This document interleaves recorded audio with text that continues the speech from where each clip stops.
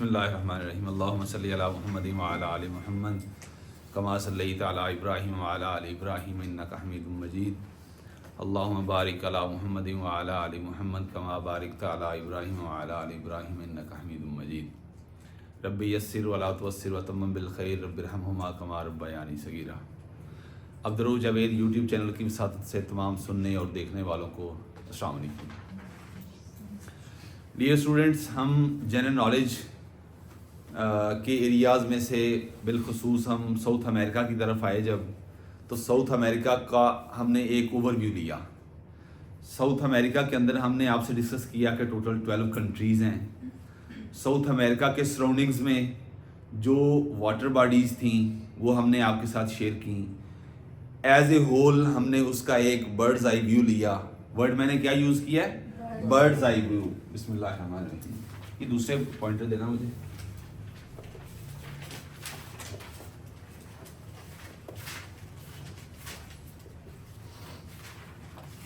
आई 3 है ना?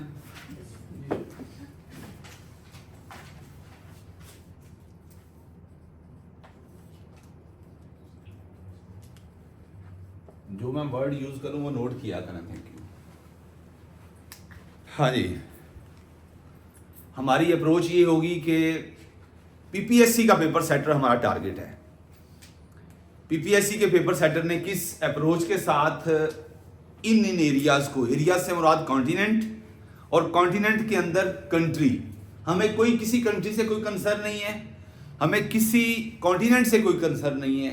हमारा कंसर्न क्या है? हमारा पेपर पास होना चाहिए।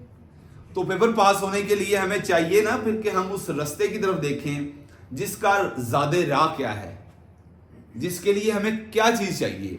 तो हमने जब कोई 300 पास्ट पेपर्स को कंगाला तो हमें चीज़ों की ना सेंस डिवेल्प हुई कि पीपीएससी का पेपर सेटर पूछता क्या चीज़ है, वो किस एंगल से पूछता है, वो कौन सी चीज को, अगर किसी कंट्री की बात करें तो कंट्री की कौन सी चीज को, ये ना एक सेंस, वो किसी ने कहा था सीएसएस की 3 अटेम्प्ट्स होती हैं। तो किसी हमारे सीनियर ने कहा कि जब तक आप एक अटेम्प्ट में बैठते नहीं है ना तो आपको पता नहीं चलता सीएसएस क्या चीज है। And same message goes for PMS and PCS. आप सारे पीसीएस के लिए ना कि यार पीसीएस से मेरी डायरेक्ट सिलेक्शन में आ जाऊं। देखो ना, ये छोटे छोटे स्टेप हैं। लिस्ट ए B1, उसके बाद लोअर, उसके बाद जो जो स्टेप चलते हैं फिर जाके वाला थानेदार होता है। ऐसे ही है ना? तो आप चाहते हैं कि यार एक छक्का लग जाए, यानी टोटल में 6 हेड एक ही शॉट में हो जाए। हो सकता है। मैंने कहा था ना कि हम सारी जिंदगी जो है ना वो सोचते हैं कि हमें इज्जत मिले, हमें रिज्क की फरावानी अल्लाह दे, हमें सर और सैल्यूट हूं। सारी जिंदगी में सोचता है, हर बंदे की एक इनर डिजायर होती है ना कि मुझे इज्जत मिले। लेकिन हम अपने आप को इतना डिसीव, हम अपने आप के साथ यानी इतना धोखा कि मैं अगर अपने आप से पूछूं ना कि मैं चाहता तो हूं कि मुझे इज्जत मिले, तो मैं उस इज्जत के लिए सेक्रीफाइस क्या करता हूं। आप जितना सुपर डुपर स्टेटस चाहते हैं ना, वैसे ही सुपर डुपर आपको सेक्रीफाइस करना पड़ेगा। तो आप 6 महीने के लिए सारी जिंदगी चाहते हो ना, तो सिर्फ 6 महीने के लिए तंग हो लें यार। मेरा एक वीडियो छोटी सी मैंने बनाई, शायद आप में से किसी ने देखी हो। उसका मैसेज यही है कि हम सारी जिंदगी चाहते हैं कि यार इज्जत मिले, सारी जिंदगी चाहते हैं, लेकिन हम अपने आप को 3 महीने के लिए ना संभव नहीं कर सकते। मैं अपनी ख्वाहिशात, अपना सुकून, अपने सोशल सर्कल, अपने फ्रेंड सर्कल को कट ऑफ करके सिर्फ दरवाजा बंद, कुंडी लगाओ, सिर्फ मेरी किताब और मैं, और बस मेरे सामने जीके हो, तो क्यों नहीं जी के तैयार हो सकता 3 महीनों के अंदर? हो सकता है, लेकिन हम अपनी जान खपाते ही नहीं है। कुरान कहता है, कुरान का 4था सुपारा है, औज़ु बिल्लाहि मिनश शैतानिर रजीम, अल्लाह फरमाते हैं लन तनालुल बिर्रा हत्ता तुनफिकू मिम्मा तुहिब्बून। तुम हरगज नेकी को नहीं छू सकते जब तक कि आप वो चीज भी खर्च कर दो जिससे तुम मोहब्बत करते हो। आप वो चीज खर्च नहीं करते जिससे मोहब्बत करते हो। सुकून है ना, मुझे सुकून अजीज है, किसको नहीं अजीज, लेकिन एक चीज है कि सुकून की हद से आगे पड़ी है, हम वो हद क्रॉस नहीं करते और हम चाहते हैं कि यार हमें सुकून भी मिले, मेरा सुकून भी डिस्टर्ब ना हो और मुझे वो चीज भी मिल जाए। ये नहीं हो सकता। अल्लाह ने फरमा दिया कि आपको नेकी उस वक्त तक नहीं मिल सकती, हरगिज नहीं मिल सकती, जब तक कि वो चीज खर्च कर दे जिससे, हाँ जी, मिम्मा तुहिब्बून, जिससे तुम मोहब्बत करते हो। वो चीज अगर तुम्हें अजीज है, वो चीज नहीं खर्च करोगे तो उस वक्त तक आपको नहीं मिल सकती नेकी। तो आपको भी चाहिए, सेम मैसेज हम सब के लिए है। कोई रॉकेट साइंस नहीं है पीपीएससी। लोगों को पहली बात तो है कि अवेयरनेस नहीं है। आज बेटा मैं आपके अब्बू से बात कर रहा था, ये सब के जो मुझे सुन रहे हैं और जो मुझे सुनते रहेंगे उनके लिए मैसेज है कि पीपीएससी हम जैसे यानी middle class, lower middle class लोगों के लिए इस दौर में कि हर ये बात जुबान ज़द-ए-आम है कि यार पैसा सिफारिश, इसके बगैर कुछ भी नहीं मिलता। लेकिन मैं आपको कहता हूं कि इस दौर में भी ये पब्लिक सर्विस कमीशन का फोरम हम जैसे लोगों के लिए है, जिनके पास कोई सिफारिश नहीं है, जो कुटिया से उठते लोग हैं, बड़े बड़े महलों के ख्वाब देखने वाले लोग हैं। आप सब, मैं अक्सर ये कहा करता हूं कि आप सब मुझसे प्रिविलेज लोग हैं। ये रंग शंग ये कभी मेरे वालिदैन ने तो शायद आज तक एसी ना लगाया हो। वो मेरा वालिद तो सारी जिंदगी नहीं टीवी ले सका, लेकिन मुझे उसने इतने जोगा कर दिया कि मेरी जो दुल्हन थी वो अपने साथ टीवी ले आई, वो नहीं ले सका, गाड़ी ले आई, वो नहीं ले सका, उसने ये बना दिया। आप मुझसे ज्यादा प्रिविलेज लोग हैं, लेकिन मुझे समझ आ गई कि यार ये अगर आप 3 महीने इस पिराए में, इस लाइन में खपा लेना, तो आपकी किस्मत क्या, आपकी जिंदगी की तस्वीर बदल जाएगी। मुझे अल्लाह ने ये समझ दे दी। और समझ किस वजह से आई, आपको मैं 2 चीजें बताता हूं हमेशा, कि एक तो मैं दुरूशी पढ़ता रहा, एक मैं अपने वालिदैन की खिदमत करता रहा। मेरी कोई रात ऐसी नहीं 8वीं क्लास के बाद कि मैं अपने घर में रहा हूं और अपनी मां को ना दबाया हो। ये सीक्रेट आपको बता रहा हूं, इस नुक्ता निगाह से कि आप भी ऐसे करें और जो सुनने वाला है वो ऐसे करे, तो काया पलटेगी उसकी। मैं 9वें स्किल में टीचर भर्ती हो गया, लेकिन ख्वाब था यार अच्छी जगह पे जाना है, बड़े बड़े लोग आके सलाम करें। अल्लाह ने वो करके दिखाया। अल्लाह दे देते हैं, अल्लाह की सुन्नत तब्दील नहीं होती। अल्लाह नहीं देखता कि ये चांद है, चांद की चांदनी। कभी देखा है उसने तमीज की हो कि ये नारिया की छोटी सी कुटिया है और ये सादिया का बड़ा महल है, इसको थोड़ी चांदनी देनी है, इसको ज्यादा चांदनी देनी। कभी अल्लाह ने तकसीम की? सेम मैसेज अल्लाह का उस शख्स के लिए जो मेहनत करता है, अल्लाह से एक्सपेक्टेशन अटैच करता है, बंदे से नहीं। अल्लाह से एक्सपेक्टेशन अटैच करें, अल्लाह मैंने आपसे ये चीज लेनी है, तो अल्लाह की कसम, अल्लाह आपकी कसम की भी लाज रखता है। आप करके तो देखें ऐसे। हमें इस चीज की समझ नहीं आती। हम इस चीज के लिए कि यार मैं 3 महीने के लिए अपने आप को बंद कर देना है। इससे देखें ना, आपका बाप बैठा है, इससे मुखलिस दुनिया के अंदर कोई चीज है? क्यों बैठा है वो? कि मेरी बेटी को कोई चीज ये समझ आ जाए, मुझे समझ आ जाए, अगर उसको नहीं तो मैं उसे बता दूंगा। पेन लेके बैठा है, उसका ख्वाब आपके साथ क्या अटैच है? ये सारे बाप ऐसे करते हैं। आपके वालिदैन ने, मेरे वालिदैन ने हमें इस काबिल बनाया, हमें टाइम दिया कि आप पढ़ लो जाके। लेकिन हम क्या करते हैं? आज मेरे पास एक लॉ की स्टूडेंट आई इंटर्नशिप के लिए, तो उसने, वो कहती सर मैं टॉपर हूं। तो मैंने उससे पूछा कि 173 नहीं, मैंने पूछा चालान की प्रोविजन कौन सी है, तो उसको 173 का भी नहीं पता था। और उसका सादा बाप है, उसको भेज देता है जाओ इंटर्नशिप करके आओ। बाप का फॉल्ट है या उसका फॉल्ट है? बाप का फॉल्ट नहीं है। बाप सुपर सेक्रीफाइस कर रहा है कि बेटी के ऊपर एतमाद करके उसे भेज रहा है। ये तो बेटी वाले को पता है ना कि बेटी को जब बाहर निकालते हैं तो मुट्ठी में जान किस तरह आई होती है। तो मैंने कहा बेटा मुझे अफसोस हुआ है, आप अपने आप को धोखे में रख रही हैं। आपका 3.9 आ जाए, 8 आ जाए, 6 आ जाए, आउट ऑफ 4 आ जाए, लेकिन आपने मुझे मायूस किया है। मैं आपका बाप नहीं हूं, लेकिन मेरे अंदर बाप वाला दिल है, तो आप ज्यादती कर रही हैं। वो कहती है कि सर बस आप अब मुझे टेस्ट दें जो मैंने तैयार करना है। मैंने कहा चलो देखते हैं। बहरहाल इस चीज को कोड करने का सिर्फ एक मकसद है कि आपने आपको धोखे में मत रखें। आप यहां तक आ गए हैं, ये अल्लाह की तरफ से हो सकता है आपके लिए एक मौका हो कि आप एक ऐसे फोरम से चीजें सीख रही हैं ये बातें मैंने अपनी जात के ऊपर अप्लाई की। मैंने कोई किताबी बुकिश बातें नहीं कर रहा आपसे। मेरी एग्जाम्पल, मेरी पर्सनल एग्जाम्पल आपके सामने है। तो खुदारा इन 2 चीजों को अमल करके अपने आप को धोखे में मत रखिएगा। अल्लाह जान लेगा, अल्लाह जानता है बेशक कि ये ना ड्रामे कर रहा है, ये कर रही है, या लेवल की बात कर रहा है। अल्लाह को पता है, अंदर से पता है, वो नीचते ही नहीं, वो दिलों के राज, छुपे राज जानता है। तो जब उसको पता चल गया ना कि हम कम लेवल पे आ गए, तो फिर समझ लीजिएगा कि बेटा अगर मुझे तो आप धोखा दे सकते हैं, अपने बाप को दे सकते हैं, अपने आप को दे सकते हैं, लेकिन मालिक तो को नहीं दे सकते ना। तो इसलिए बेटा सबसे पहले अपने आप के साथ प्रॉमिस कर लें। मेरा छोटा भाई है, मेरी बुक्स पढ़ी हैं सारी, ये तो थोड़ी सी हैं, इस जैसे 4-5 रैक्स और पढ़े हैं। वो मेरी माँ कहती है, छोटे को वो टीचर है 15 स्केल में, मेरी माँ कहती है पुत्र तू ही पढ़ा कर। ये भी अता अल्लाह की तरफ से ही आती है। नहीं पढ़ता, बस ठीक है यार, काम चल रहा है। तो अगर आपके अंदर से, मैं भी कहता हूँ किसी इस उम्र में ना, जिस तरह आपकी उम्र है, ये किसी ने डंडे से नहीं पढ़ाना, अंदर से बात उठ गई ना तो फिर कोई रोक ही नहीं सकता। फिर आप एक छोटी सी पर्ची लेकर जेब में डाल के पुल पक्के पे खड़े हैं ना, वहां भी सेक्शन याद कर लेंगे। अगर आपके अंदर से बात उठी तो जितनी मर्जी मसरूफियत को कह ले कि यार ये काम टफ है, ये मुझसे नहीं हो सकता, आपसे होगा और आप करेंगे, करके दिखाएंगे। अगर अंदर से बात उठी तो, अगर अंदर से ना उठी तो बाप तो क्या फीस दे देगा, खर्चे बर्दाश्त कर लेगा। आप हार भी गए, अंदर से वो टूटा हुआ, फिर भी तसल्ली देगा, पुत्र चल कोई गल नहीं, अगली बारी सही। लेकिन उसके अंदर तो जान के देखे ना कि उसके अंदर से क्या गुजरती है। सो अपने आप को धोखे मत रखिएगा। सबसे पहले अपने आप के साथ कमिटमेंट करें, अरशद सिर्फ 3 महीने हैं तेरे पास।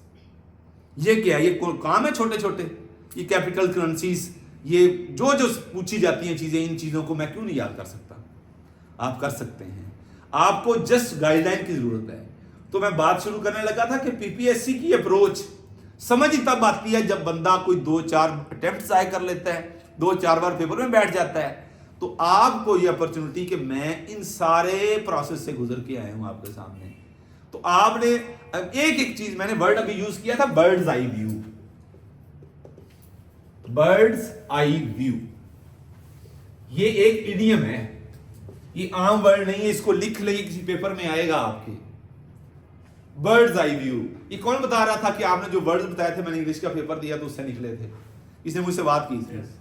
ये ऐसी कॉमन बातें थी ना, हम यहां पे बैठे डिस्कस करते हैं। हम यहां पे बैठ के कोई बात डिस्कस नहीं करते स्वाय पीपीएससी की स्कीम की। उसने जिस एंगल से टच करना है ना, हमें उससे कंसर्न है। हमें इससे कोई कंसर्न नहीं कि ब्राजील कितने तक फैला हुआ है। हमने ये देखा कि कुछ 10 से 12 बार आया है कि ब्राजील साउथ अमेरिका के कितने % एरिया को कवर किए हुए हैं। ये मैंने 10 से 12 बार पढ़ा है। तो मेरे नजदीक इंपॉर्टेंट सवाल बन गया, जब हम इस ब्राजील को देखेंगे, फर्ज करो ये इस तरह उसने कवर किया हुआ है, इस तरह कवर किया हुआ है, ये क्या है? ब्राजील है। ब्राजील यहां पे मैंने जब ये कंट्री इधर, अगर आपने मुझसे पढ़ा है वो, ये इधर से थोड़ा सा किया था ना, और यहां पे नहीं, इसको नीचे थोड़ा सा लेके आओ ये, और यहां पे कौन सा कंट्री था? इक्वाडोर नहीं था? इक्वाडोर, कोलंबिया, ब्राजील, ये 3 कंट्रीज। अब मुझे इस चीज से कंसर्न नहीं है कि इसके आगे क्या है, इसके पीछे क्या है, इसकी केमिस्ट्री क्या है, इसकी फिजिक्स क्या है, इसकी बायोलॉजी क्या है। मैंने ये देखना कि पीपीएससी ने क्या पूछा है। पीपीएससी ने जब ब्राजील की बात की तो ब्राजील से 5 से 6 पॉइंट्स उसने पूछ लिए, और 5 से 6 पॉइंट्स इंटरव्यू पैनल में पूछ लिए। वो पूछेगा आपसे साउथ अमेरिका का सबसे बड़ा कंट्री, आइंदा नहीं भूलिएगा, अगर आपको नहीं पता तो नहीं पता।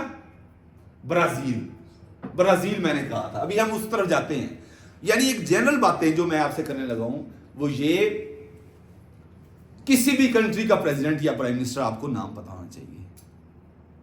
अगर साउथ अमेरिका के 12 कंट्रीज हैं तो आपको 6 का तो पता होना चाहिए। लेकिन मैं समझता हूं कि अगर आपने मेरे साथ लेके चले तो आपको 12 के 12 का पता होगा। हम एक दफा भाग के उसको टच कर लेंगे। पहले मैंने प्रेसिडेंट या प्राइम मिनिस्टर कहा, दूसरा मैंने कहा कि ये जो कंट्री की बात कर रहे हैं आप, इसने आजादी किससे हासिल की है। पहला मैं प्राइम मिनिस्टर या प्रेसिडेंट, ठीक है। दूसरा मैंने कहा इसकी पार्लियामेंट की मैंने बात कर ली। पार्लियामेंट क्यों इंपॉर्टेंट है? पार्लियामेंट पता किसे कहते हैं? पार्लियामेंट, हाँ जी अक्सर किसे कहते हैं parliament? Parliament consist of 2 houses. Yes, national assembly set अपना दूसरा सेनेट। सही कहा है इसने। यार आप सोच रहे हो ये एवं गल है जिवें बहावलपुर के फौरा चौक का है। हाँ जी बेटा बताओ गलत का है, सकलैन बताएं। 3 हाउसेस हैं सर, प्रेसिडेंट हाउस। जब हम पाकिस्तान के पार्लियामेंट की बात करेंगे तो पार्लियामेंट आपके 3 इंग्रेडिएंट्स पर मुश्तमिल है, उसके 3 अज्जा हैं। Number 1 national assembly. National assembly lower house को कहते हैं, अपर हाउस को सेनेट कहते हैं। अब शायद इन बच्चियों को ना पता हो, ये नुकसान होता है उस चीज का ना कि आप वेरी फर्स्ट डे अटैच हो जाएं। अब मैं तो मेरा माइंड आगे चलने की मुझे हिट करता रहता है कि यार आगे भाग रहे हो, इस बंदे के ऊपर से बात गुजर गई, उसकी जड़ तक जाएं। हम अल्लाह पे जीम से आगे शुरू किया था हमने। पार्लियामेंट 3 अज्जा पर मुश्तमिल है। नंबर 1 नेशनल असेंबली जिसको हम लोअर हाउस कहते हैं। नंबर 2 सेनेट जिसको हम अपर हाउस कहते हैं, वाने बाला। और तीसरा प्रेसिडेंट। अरशद आपने वो बात की जो एक आम बंदा बात करता है, मेरा स्टूडेंट बात नहीं करता। ये ऑब्जेक्टिव पीपीएससी के पेपर से मैंने खुद की हुई है कि पार्लियामेंट मींस, नीचे उसने 2 दिए, नेशनल असेंबली 7 दे दिया, सेनेट एक ने दे दिया, नेशनल असेंबली सेनेट प्रेसिडेंट एक दे दिया, तीसरी option national assembly senate prime minister house, चौथा दे दिया नन ऑफ दीज, इन तीनों में से कोई भी नहीं। तो उस जवाब उसका क्या हुआ? National assembly senate. तरतीब याद रख लें, यानी हमारा एक हाउस है, हम उसको क्या कहते हैं? पार्लियामेंट। यार पार्लियामेंट के अंदर ये बात हो रही है, तो उससे आम बंदा जो आम सतही किस्म का बंदा है वो कहता है नेशनल असेंबली की बात हो रही है या सेनेट की बात हो रही है। अमूमन ये 2 चीजें चलती हैं, लेकिन अब वो बंदा जिसने इन डेप्थ देखा है, जो अपनी एलोकेशन को सिक्योर करेगा, उसको पता है कि जब कोई भी बिल पेश होता है कानून बढ़ने के लिए तो किसी भी हाउस में पेश हो सकता है। या नेशनल असेंबली में हमारे एमएनए ने एक बिल पेश किया कि बहावलपुर के अंदर काइट फ्लाइंग की कोई कानून साजी नहीं है, कोई नया बिल लाया जाए। उसने अपने बिल का नाम रखा Bahawalpur prevention of kite flying act. मिसाल देता हूं, उसने ये बिल यहां पे पेश किया, वो हमारा एमएनए है, उसने, हाँ जी, नेशनल असेंबली के अंदर पेश किया। एमएनए किसका एब्रीविएशन है? मेंबर ऑफ नेशनल असेंबली, याद रख लीजिए, member of MNA, member of national assembly. और एमपीए प्रोविंशियल सूबाई असेंबली, सूबे का सदर जो होता है और सूबे का जो मेंबर होता है। ऐसे ही यहां पे इनिशिएट हुआ, वर्ड क्या मैंने यूज किया? इनिशिएट का वर्ड यूज करना है। यहां पे उसने बिल पेश किया, यहां से पास हो गया, बाकी सारे एमएनए ने कहा हाँ यार ये बिल को कानून बनना चाहिए। इन्होंने इसको मेजोरिटी के साथ, अक्सरियत के साथ पास कर दिया, एंडोर्स कर दिया। अब यहां से ये इधर आया, अब सेनेट के अंदर भी डिबेट होनी है, यहां पे भी इन्होंने अक्सरियत राय से इसको पास कर दिया। अब यहां से तीसरा यहां जाएगा आपके प्रेसिडेंट के पास। ये अरशद को पता होना चाहिए कि यहां पे भी ये आएगा और यहां पे president is bound to give his assent, ASSENT, assent, जिसको रजामंदी कहते हैं, ASSENT, असेंट। वो अपनी रजामंदी देगा। अब पहले उसके पास जब बिल आया तो उसने कहा यार नहीं, इस तरह नहीं होना चाहिए। उसने चंद उसमें तजावीज पेश की कि आपने कहा है कि ऐसे हो, मैं कहता हूं कि इसके साथ ये कर लें। इसने इसको साइन नहीं किया, इसने वापस भेज दिया। अब दोबारा नेशनल असेंबली या सेनेट गया, वहां से वापस आया। अब now he is bound to give his assent. अगर वो नहीं देगा तो वो बिल ऑटोमेटिकली आपका कानून बन जाएगा। सो समझ ये आई कि कानून साजी के लिए इन 3 इंग्रेडिएंट्स का होना जरूरी है, इसलिए इन तीनों को हम पार्लियामेंट कहते हैं। ये आपकी ऑब्जेक्टिव एक बन गई है। आइंदा अरशद नहीं कहेगा या आप में से कोई भी नहीं ये कहेगा कि मुझे पार्लियामेंट का नहीं पता, पार्लियामेंट इसे कहते हैं। क्लियर होगी बात? ऐसे ही जिस तरह ये पार्लियामेंट है, पार्लियामेंट हर मुल्क की अपनी पार्लियामेंट का एक नाम है। आपके पेपर्स के अंदर ये पार्लियामेंट पूछी जाती है, ये इंपॉर्टेंट चीज है। वो पूछे पाकिस्तान की पार्लियामेंट का नाम क्या है अर्शद? अव्वल मजलिस शूरा। एक मिसाल दे रहा हूं, ऐसे ही हर कंट्री की अपनी पार्लियामेंट है। हम ये साउथ पढ़ेंगे ना अमेरिका, इसमें हर कंट्री का हमने क्या क्या पढ़ना है, मैं उस पर्सपेक्टिव बता रहा हूं। सबसे पहले प्राइम मिनिस्टर या प्रेसिडेंट, फिर उस मुल्क ने आजादी किससे हासिल की, got independence from which country, ये एक पॉइंट बन गया। अगला पॉइंट, इसकी पार्लियामेंट का नाम क्या है। अब एक और चीज आती है जब पार्लियामेंट की बात करते हैं। पार्लियामेंट एक को कहते हैं यूनी, बाय, एक वर्ड है बाय, आपने एक है यूनी। यूनी का मतलब कौन बताएगा बेटा, आप बताएं फर्स्ट वन। आपने आप बीएस इंग्लिश किया होगा ना बेटा, घबराना नहीं, पहली बात तो ये है, ये चीजें ना नहीं होती हैं। ये जिस दिन ये भी आए थे ना फर्स्ट डे, ये भी ऐसे ही थे, जैसे आप देख रही ना कि ये बातें ऊपर से F16 बन के गुजर रही हैं। घबराना नहीं जी बेटा, आप बता रहे हैं, मैं आपको नहीं कह रहा, मैं उसको कह रहा हूँ। अगर हम यूनिवर्सिटी की यूनिवर्स की बात करें तो उसमें मल्टी कल्चरल आ जाते हैं। नहीं बेटा, वो मल्टी और तरफ बात कर, यूनि का मतलब सिंगल होता है। सिंगल, यस, उस तरफ जा रहा हूँ, सिंगल, वेरी गुड। और ये बाय टू, मल्टी की तरफ नहीं गया हम।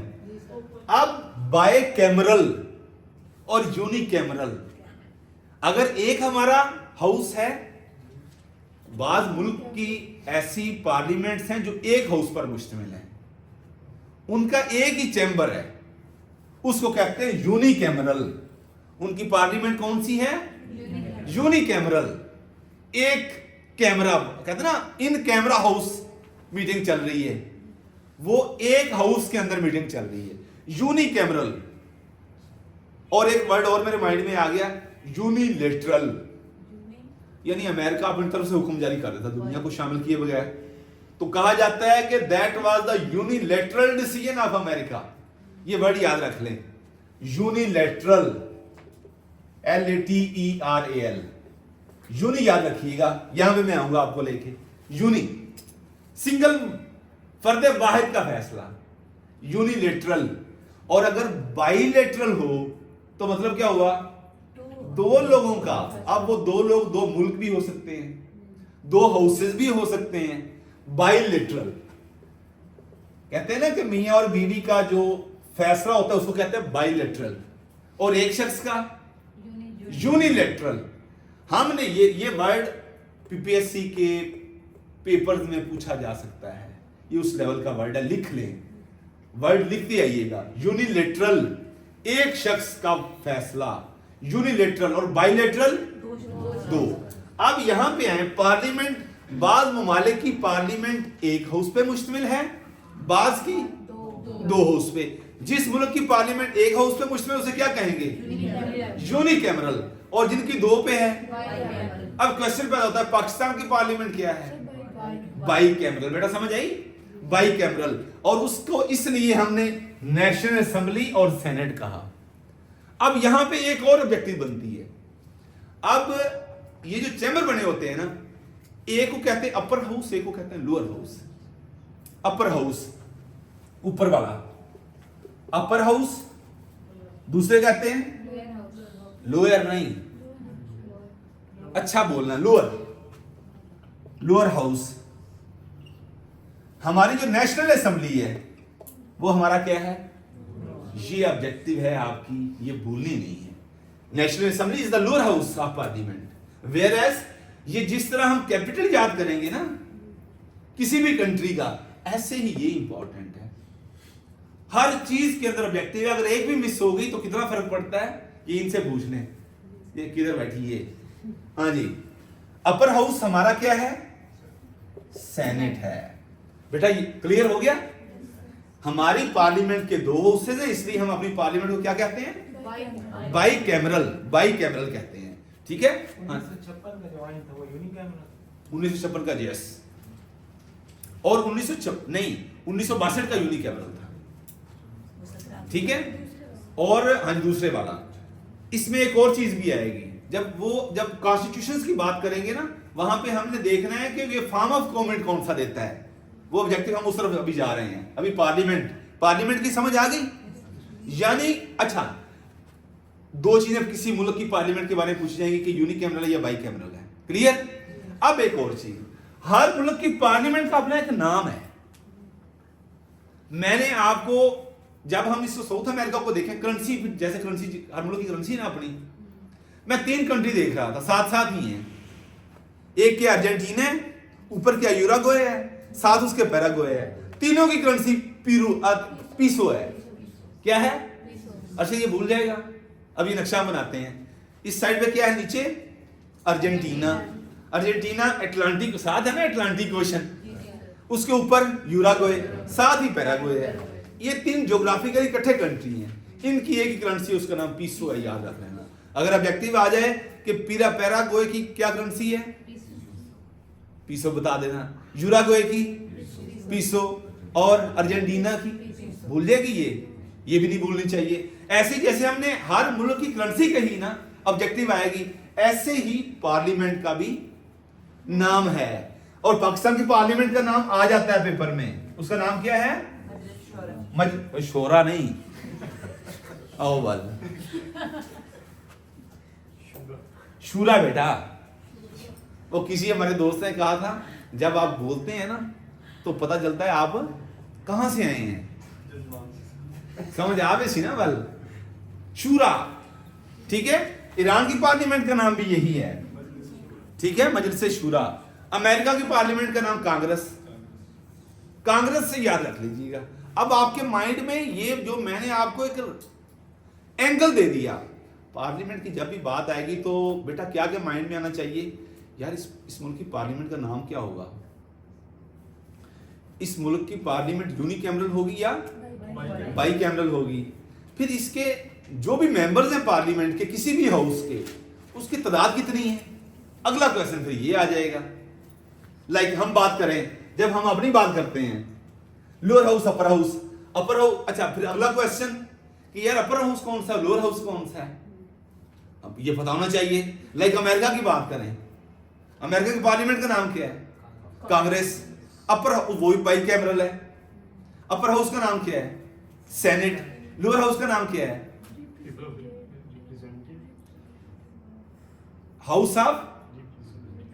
House of representatives. हमारा भी हाउस ऑफ रिप्रेजेंटेटिव्स नहीं है। ओ भाई, रिप्रेजेंटेटिव किसे कहते हैं? नुमाइंदा। यानी नुमाइंदगान का ये हाउस है, इनकी अपनी कोई पहचान नहीं। हमने भेजे हैं ना, हमारे नुमाइंदे हैं ना, हमारा एमएनए जिसको हमने सिलेक्ट करके भेजा, जा मेरी जगह पे बात कर जाके। ये है सारी सीक्वेंस। एक बंदे की बात उधर हो रही है, मेरी नुमाइंदगी की जा रही है। तो जैसे बंदा होगा वो मतलब है कि हमने उसे चुन के भेजा है ना। उनके लोअर हाउस को क्या कहा गया? ये ऑब्जेक्टिव आपकी तैयार हो रही है। अमेरिका के अपर हाउस को सेनेट, अमेरिका के लोअर हाउस को हाउस ऑफ रिप्रेजेंटेटिव। उसका नाम ही जिस तरह हमारा नेशनल असेंबली है, उसका नाम क्या है? हाउस ऑफ रिप्रेजेंटेटिव है। अब 2 चीजें ये होगी। तीसरा मैंने आपको कांग्रेस का नाम बता दिया। अब इनके मेंबर्स की तादाद कितनी है? लाइक अगर सेनेट की बात करें, कितनी सेनेट? 100। भाई अमेरिका की बात करो, मैं अमेरिका चला गया तो पाकिस्तान में बैठा है। ठीक, 100। पाकिस्तान में 96 हैं। अब पहले पाकिस्तान में 100 थे, उससे पहले पाकिस्तान में 104 थे। ये होते रहे तब्दील, वो हम जब उधर आएंगे वो बात करेंगे। 100 उसके सेनेटर। 50 रियासतें हैं अमेरिका की, जिसे हम सूबे कहते हैं ना, उसकी कितनी रियासतें हैं?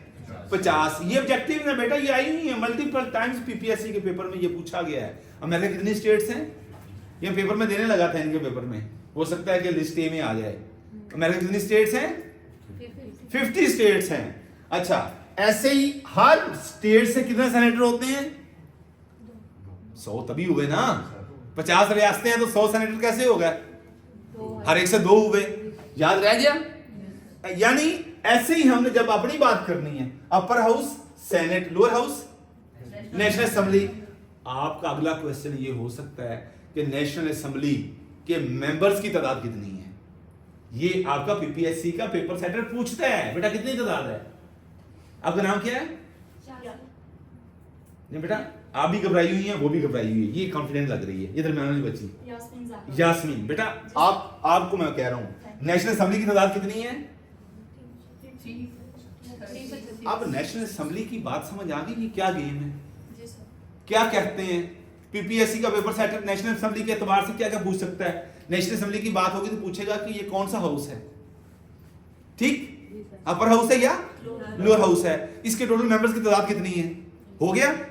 अब वहां पे एक स्पीकर भी बैठता है, उस स्पीकर का बहुत इंपॉर्टेंट ऑब्जेक्टिव है ये सलमान खान, नेशनल असेंबली के स्पीकर का नाम। फिर एक वहां पे डिप्टी स्पीकर भी बैठता है, डिप्टी स्पीकर का नाम। ये क्वेश्चन हो गया, मैं आपको एंगल दे रहा हूं एक, किसी भी कंट्री का हमने ये सारी चीजें करनी है। अब जब आपने स्पीकर का नाम भी याद कर लिया, डिप्टी स्पीकर का भी कर लिया, तो सवाल पैदा होता है कि नेशनल असेंबली के मेंबर से हलफ कौन लेता है? स्पीकर लेता है।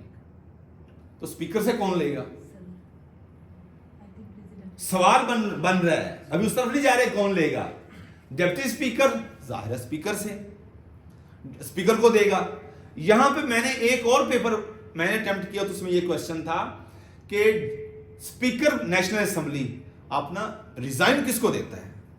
आप बता दें, आपको 1000 रुपया दूंगा, आप कितने पेपर दे चुके। ये एंगल है एक, छोड़ दें इस चीज को, पूछो नहीं, ये एनालिसिस हो रहा है, यानी ये क्वेश्चन बन रहा है। वो सवाल था कि अटॉर्नी जनरल ऑफ पाकिस्तान का नाम क्या है? इरफान कादर। करंट इरफान कादर का टेन्योर ऑफ पोस्टिंग कितनी देर है ये? जिस तरह, अच्छा ये इसका नेशनल असेंबली का एक और क्वेश्चन माइंड में आ गया कि नेशनल असेंबली का जो मेंबर है क्या कहते हैं उसे? बेटा आप बताएं। ये यास्मीन के साथ जो बैठी है, आपका नाम क्या है? शाजिया। आप घबराई नहीं है, घबराना नहीं है, घबरा गई तो फिर समझ आई, हौसले के साथ बैठे हैं। बेटा जब हम बात करते हैं नेशनल असेंबली का ड्यूरेशन कितना है, नया क्वेश्चन बन गया। कितने सालों के लिए एमएनए बना के भेजते हैं नासिर? 5 सालों के लिए है ना।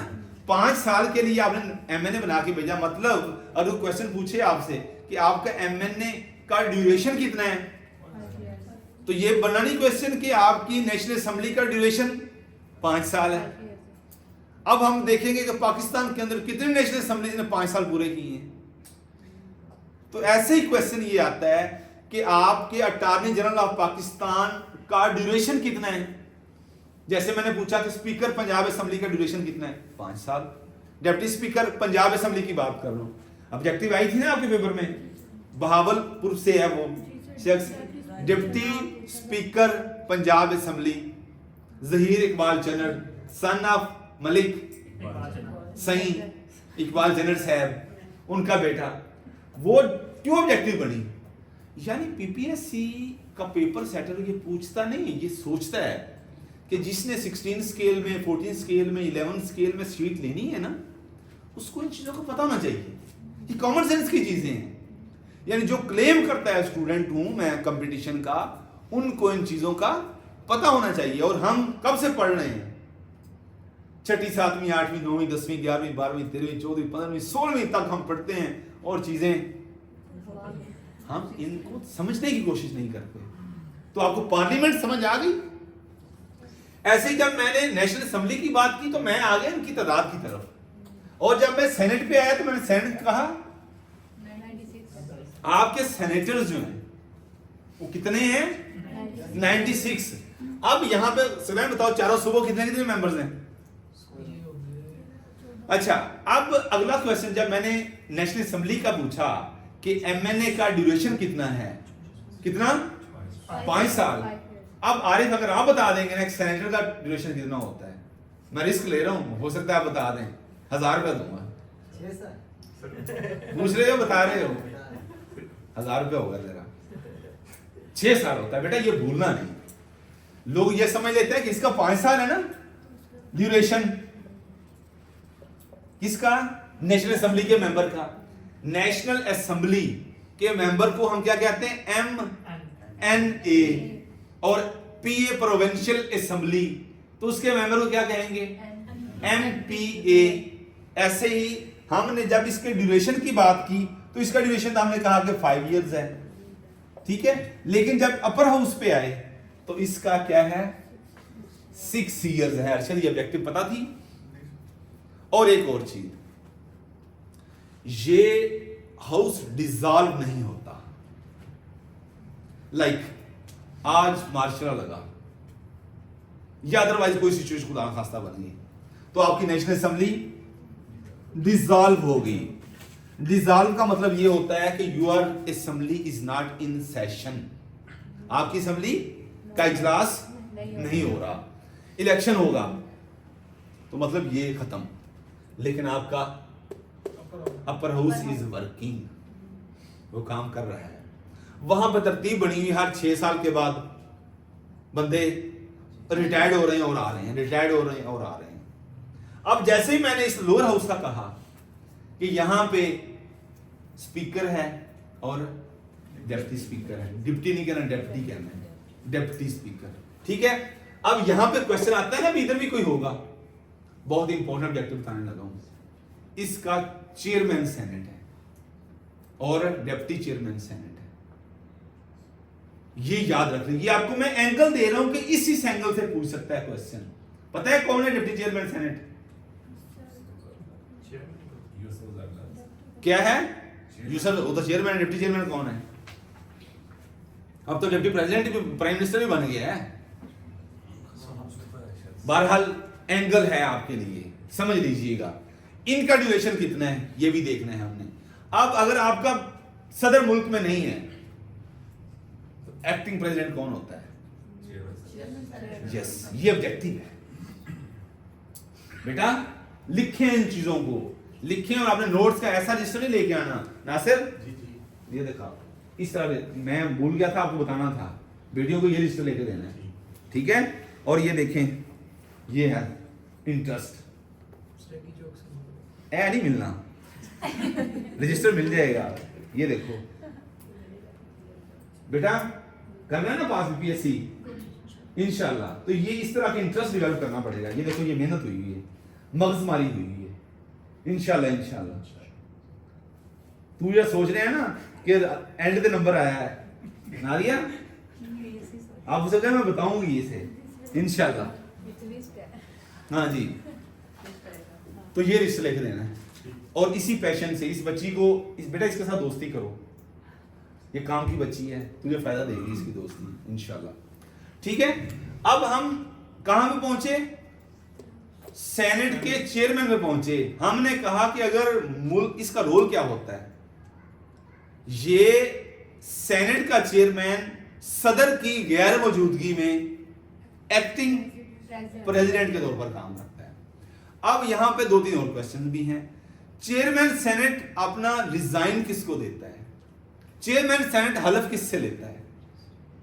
ये सवाल अगर मैं होता तो मैं लिखे जाता। चीफ जस्टिस छड़ दे, इस पास से ना जा, तेनू सिर्फ एंगल दस रहे हैं कि आपने इस एंगल से चीजों को देना। लाइक मैं अगर चीफ जस्टिस की बात करूं, चीफ जस्टिस से कोई हलफ लेता है कि नहीं लेता? चीफ जस्टिस अपना हलफ, हम सारे पढ़ते हैं कि पहला चीफ जस्टिस कौन था पाकिस्तान का, कौन बताएगा बेटा? आपको, मेरा, तीनों को नहीं पता होगा, है ना। पीपीएससी की कभी तैयारी नहीं की ना, कोई बात नहीं, घबराना नहीं, ठीक। आपकी क्वालिफिकेशन क्या है? क्वालिफिकेशन माशाल्लाह कर लिया है बेटा। छोटी छोटी चीजें इनके बारे में भी पता होना चाहिए, डिग्री सारे लिए फिरते हैं। हाँ जी, ज़ूलॉजी, हाँ अच्छा। सिद्रा तेरी तालीम? मास्टर। मास्टर देखो ना, इस तो ज्यादा तालीम ही होती है, पीएचडी भी होती है। लेकिन हम देखें डिग्रियां बिक रही हैं यहाँ पे, इसलिए वो सर पकड़ के बैठ जाता है। जब इंटरव्यू पैनल होता है ना, वो सर पकड़ के बैठ जाता है। यार जिस तरह मैं आज सर पकड़ के बैठ गया, यानी जब उस बच्ची ने, वो कहती मेरा सर मैं टॉपर हूं, 173 की रिपोर्ट। अर्शद मैंने पूछा चलान का सेक्शन कौन सा, 173 का नहीं पता। बेटा ये ऐसे ही सवाल है, अगर आपसे पूछेंगे फौरा चौक की जगह रहते, भावलपुर से हैं, पेपर में आया था क्या? 173। हाँ जी, आपका आया था। तो ऐसे ही ये क्वेश्चन है, इनसे घबराना नहीं। हम भी, जब वो चाइनीज प्रोवर्ब है कि जो आज मंजिल पे पहुंचे हैं, कभी उन्होंने पहला कदम भी उठाया होगा, ठीक। और जिस दिन पहला कदम उठाया था तो उस दिन उनके लिए चीज़ें नहीं थी, हमारे लिए भी ऐसे ही था, हमें भी नहीं पता था। इसलिए घबराना, अगर घबरा गया ना तो फिर गेम तो हाँ लुट गई। ये मेरा कजन बैठा है इधर, इसको अब्बू ने भेजा, जा पुत्र शहर से जा। मुझे अब्बू कहते इसको कोई ना प्राइवेट जॉब दिलवा दो, अपना खाता शता चलाए, कोई पढ़ाई भी करे। अब मैं मसरूफ रहता हूँ, कोई 5-6 दिन नौकरी किसी को कहा हुआ, उसने कहा अच्छा यार करते हैं देखते हैं। ये मैंने कहता अच्छा नहीं नौकरी लभनी तो फिर जावा पिंड, मैं तो उत्थे की है। और यहाँ कोई चांस तो है ना, गांव में क्या है जाके पट्ठे पाओ बस, यहां पे कोई चांस बन सकता है। पीपीएससी के फोरम पे आपके पास चांस हो सकता है, अदरवाइज कोई हाल नहीं है। आप देखें कि एजुकेशन के अंदर पहले इस तरह था ना कि सीट्स अनाउंस हुई हैं, आपने एप्लीकेशन जमा करवा दी, आपने एमए बीएड किया हुआ है, एमएससी बीएड किया हुआ है, सीट्स आई, एप्लीकेशन दे दी, सीटें हर साल आ रही, हर साल आती थी। अब कितने साल होगा, 2016 के बाद सीट्स आई नहीं। वो जो लोग पीपीएससी पे नहीं आए, इस फोरम पे नहीं आए, लेक्चरशिप की तरफ भी नहीं गए, वो पीपीएससी के थ्रू ही होती है ना, नहीं गए, बेचारे ओवर एज हो गए और डिग्रियां क्या लिए फिरते हैं, एमएससी, एमफिल, ऐसी साइंसेस में, आर्ट्स में। क्या फायदा हुआ अगर वही 6 महीने लगा लेते इधर, नौकरी भी लभ जानी सी, चंगी लभ जानी सी। कहते हैं कि टॉप इज ऑलवेज वेकेंट।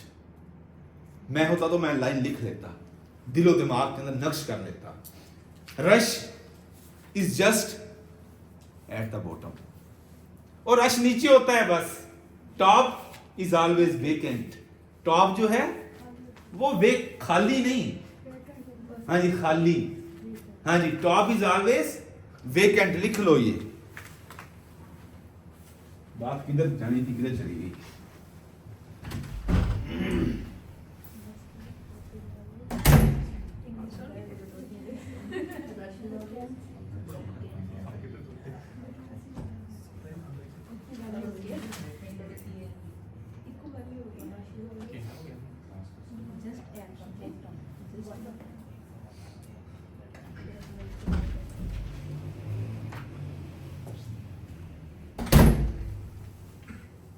यार ये इसको आते ही ना ये गीला कर लिया करो।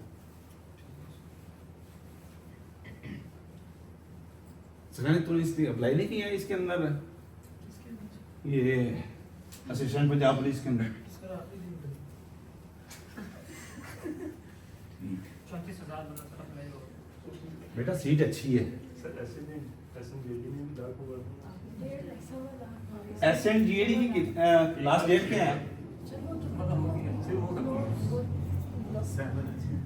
नहीं नासिर वो तो असिस्टेंट की है, मैं इसलिए कह रहा था कि वो गुजर गई है।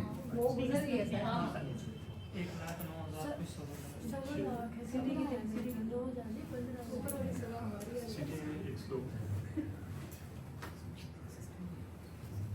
कोई बात नहीं, सीटें आती रहनी है। माल तैयार करो। क्या बात कर रहे थे हम भला? हाँ जी, मैंने कहा था खाली, क्या लिखा था? हाँ जी, ये लिख लें, जिंदगी में ये चीज काम आएगी। टॉप ऑलवेज वेकेंट,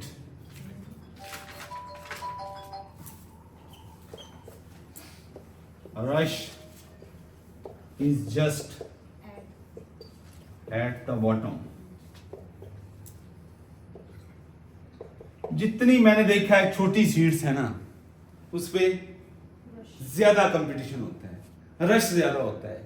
जितना आप ऊपर चलते जाएंगे आप कंपटीशन, असिस्टेंट कितनी अप्लाई करने वाले हैं?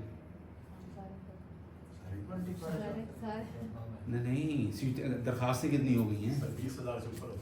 नहीं, असिस्टेंट एसएनजीडी की बात कर रहा हूँ। 1.25 लाख और सीएसएस का या पीएमएस का आएगा ना, वहाँ 25 से 30,000 और कंपटीशन 1,000-1,500 के दरमियान। टॉप क्या है? वेकेंट है। कांस्टेबल के लिए कितना रश हो जाता है? बॉटम ये है। वो किसी ने कहा था कि मेरे सामने दो रास्ते थे जब मैं घर से निकला, तो मैंने उस रास्ते का इंतखाब किया जहां पर कदमों के निशान उस तरफ। हमेशा टॉप पे कम लोग निकलेंगे, छोटी सीटों पे सब। हमेशा अपने आप को यूनिक रखें, लेकिन जब सर्वाइवल की जंग हो तो हर सीट पे अप्लाई करो। अभी सर्वाइवल की जंग चल रही है कि हाथ से मेरा ये आलम था, यानी दीवानगी का ये आलम था कि यार मैंने बलोचिस्तान से 60 दिन मैंने बस सिलेक्शन हो जाए मेरी। बात समझ आई? तो आप खपा दें अपना आप इस चीज को सामने रखते हुए कि कोई रश नहीं होना। कंपटीशन कितनी सीट्स है फर्ज करें, हम कहते हैं कि 1 लाख, ठीक है। अब जो कंपटीशन आपका होगा वो ये है, अगर मैं ज्यादा मैंने शायद ज्यादा बात कर रहा हूं, इसको भी कम कर दें। नहीं, हाँ जी 10,000। ये नासिर खान, ये 10,000 लोग होंगे जो मुखलिस होंगे। अप्लाई कितने लोगों ने किया है? अप्लाई करके बैठ जाएंगे, 50% तो पेपर ही नहीं देते। इसलिए कभी भी ये नहीं देखना कि कितने लोगों ने अप्लाई कर दिया।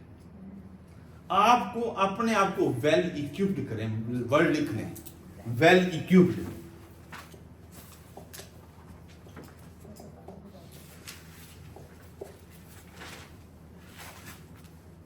कमर कस लें, अपने आप को तैयार कर लें। आप रजिस्टर लेके आई? आप किस रेफरेंस से आई हैं? इरफान भाई के? हाँ बेटा, अच्छा वो आप हैं। आप अच्छा आपने सेशन ज्वाइन करना है बेटा, रजिस्टर लेके आना। आपको इरफान ने कहा नहीं वोटर रजिस्टर का? अच्छा आपने इस तरह का रजिस्टर आपके पास होना चाहिए। अच्छा कोई बात नहीं, रजिस्टर मोटा रखें, क्योंकि आपके पास ये आपकी जान से ज्यादा अजीज होना चाहिए। इसके ऊपर हर आप मटेरियल नोट कर रही हैं, कलर्ड पेंसिल साथ हूं, ताकि पेपर से एक दिन पहले ना बंदा में गो थ्रू होता जाता है, नजर मारता जाता है बंदा, कि वो टाइम भी थोड़ा होता है आपके पास, और उसके अलावा फिर आपका इंटरेस्ट होता है, आपने 1500 बार एक चीज पढ़ ली होती है। तो जब एमसीक्यू की शक्ल में नीचे आता है ना, बंदा कहता है हाँ यार ये हुई। तो हम पूछते हैं कि पहली अटेम्प्ट में आपने कितने सही किए थे? जिसने कह दिया ना 69, तो समझ लीजिए मेरे हुन 69 मेरे 100% ठीक हैं। अब सेकंड गो में सर मेरे 15 ठीक थे। बाज तो लोग इतने डेडिकेटेड होते हैं, वो कहते हैं पेपर टफ था, मेरे 70 ठीक हैं, मैं 30 छोड़ के आ गया हूं, मैं क्यों नेगेटिव मार्किंग की तरफ जाऊं, मेरे 70 बटा 100 आ जाएंगे। वो इतने डेडिकेटेड होते हैं, लेकिन मैं ऐसा नहीं हूं। मैं हमेशा मायूसी से कोई किरण निकाल लेता हूं। इंशाल्लाह मैं कहता हूं कि तुक्के लगाते हैं, कोई 30 बचे हैं ना बाकी, यार गलती क्यों होने ने सारे। एक तो ये सोच है कि यार गलत ना हो जाए, छोड़ आओ। एक ये सोच है कि यार सही भी हो सकते हैं। मैंने दूसरी पढ़ के हर टिक की और मुझे कभी भी मसला नहीं पेश आया, लेकिन दूसरी निकले अंदर से, वो बड़ी बड़ी हस्ती है जिसका ये जिक्र है, ठीक है। तो आप अपने आप को इस तरह तैयार कर लें कि पेपर से 1 घंटा पहले आप अपने पूरे पेपर को गो थ्रू कर जाएं। वो उसी सूरत में हो सकता है जब वेरी फर्स्ट डे आपके पास ये लेक्चर हो। लाइक मैंने आज कितनी ऑब्जेक्टिव्स बताई हैं, ये सारी ऑब्जेक्टिव्स बंदा इस एंगल से देखता जाए, तो रात को जब या सुबह उठ के बंदा जब फ्रेश होके नमाज पढ़ के बैठे रजिस्टर खोले, एक फिल्म चलती है ना आगे, तो बंदा कहता है अच्छा मैंने चीजों को इसी एंगल से देखना है। समझ आ गई? मैंने कहा पहली बात, किसी मुल्क का नाम लेते हैं ना, तो उसके आपको प्रेसिडेंट या प्राइम मिनिस्टर का नाम ज़हन में आ जाता है। हमारा एक तो ये होगा। अच्छा, जब हम प्रेसिडेंट या प्राइम मिनिस्टर की बात करते हैं, हम कहते हैं कि कौन सा कॉन्स्टिट्यूशन है जो इसको लेके आया, उसकी तरफ चले जाते हैं। हमारे 3 कॉन्स्टिट्यूशन जिस तरह हमने कहे, अरशद कौन कौन सा? 56, 62, 73। 73 कॉन्स्टिट्यूशन हमारे हो गए। अब इन कॉन्स्टिट्यूशन की बात करें तो इनकी किस किस एंगल से पीपीएससी का वेबसाइट पूछ लेता है? वो पूछता है पहला 1956 कॉन्स्टिट्यूशन था, ये किस तारीख को नाफिज हुआ? आरिफ को पता है 23 मार्च 1900। बेटा ये ऑब्जेक्टिव है आपकी, आपको ये 2-3 दिन हम स्पेयर करेंगे। 23 मार्च 1956। अब ऐसे ही हम अपना ये अपने मुल्क का है ना, इनकी तो हमने बारीकी में जाना ही जाना है, लेकिन जब हम दूसरे कंट्रीज की बात करेंगे तो हम सिर्फ देख लेंगे कि इनका कौन से साल का आइन चल रहा है। मैंने आइन भी बताया हुआ है कि आइन क्या होता है और कानून क्या होता है, दोनों में फर्क क्या है, चल जाएगा, बातों बातों में पता चल जाएगा। उसके बाद फिर किस मुल्क से आजादी है, जब पाकिस्तान की बात करते हैं, अगर हम पूछें हाँ जी क्या किया हुआ है, सर मैंने ना एमफिल केमिस्ट्री किया हुआ है। पाकिस्तान ने आजादी कहां से हासिल की, सर ये तो नहीं पढ़ा, ये मिसाल दे रहा हूं। तो हम ऐसे ही किसी के मुल्क के बारे में पूछेंगे, जिसको पता होगा वो पेपर जो पैनल है ना, इंटरव्यू पैनल, वो कहेगा हाँ यार ठीक। हमने ये भी देखना है कि ये कौन सा कॉन्स्टिट्यूशन है, किस मुल्क का कौन सा कॉन्स्टिट्यूशन चल रहा है, और ये जो प्रेसिडेंट है ये किस आइन के थ्रू, आइन के किस आर्टिकल के थ्रू काम कर रहा है। और एक और चीज, प्रेसिडेंट का कौन सा नंबर है, ये बहुत इंपॉर्टेंट ऑब्जेक्टिव है। ऐसे ही 3, 4, 5 के बारे में ये मैं पूछूंगा आपसे। लाइक पाकिस्तान का प्रेसिडेंट कौन सा नंबर है इसका, 14th प्रेसिडेंट है हमारा, क्या नाम है, जरदारी। ये ऑब्जेक्टिव है। अब इसको छोड़ दें आप, अब किसी भी मुल्क के प्रेसिडेंट की तरफ जाएं तो आपके माइंड में ये क्वेश्चन आना चाहिए, यार इसका नंबर क्या है। छोड़ दें आप मेरा लेक्चर, आप अकेले बैठ के भी तैयारी कर सकते हैं। क्या है इसका नंबर कौन सा। लाइक हम अमेरिका के प्रेसिडेंट की बात करें, क्या नाम है उसका, जो बाइडन। जो बाइडन कौन सा नंबर है, 46। कौन सी जमात से है? यस वेरी गुड, यस हाँ